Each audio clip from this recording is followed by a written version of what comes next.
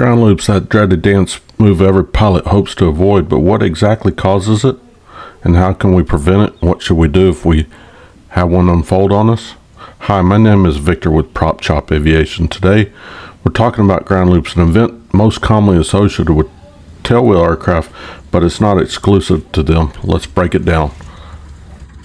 So what does the FAA define a ground loop as?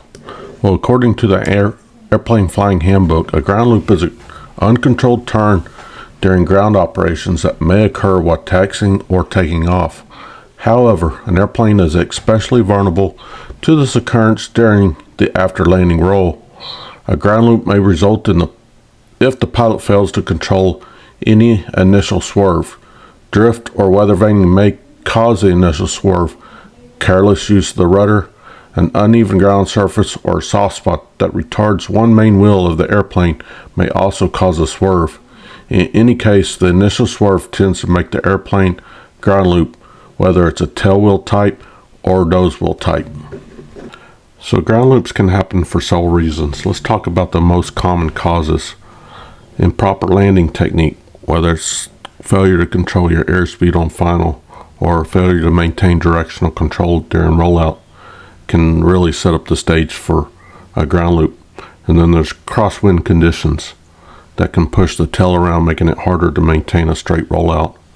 And then you got braking errors. Uneven braking or brake mechanical failure can cause one wheel to slow down more than the other, inducing a spin.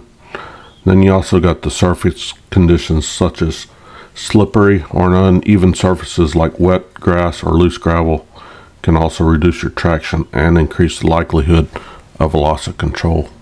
So what happened in my case? Mine was a mechanical issue with the brakes. My brake pedal went soft on me, potentially causing a ground loop. But with the proper inputs, I was able to straighten the aircraft out.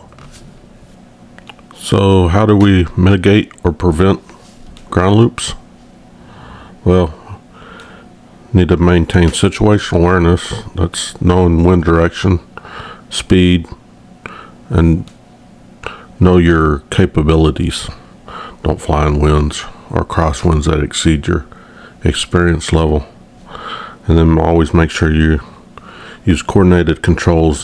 Stay on top of your rudder inputs. Remember small, smooth inputs rather than large, abrupt ones. And then always land straight.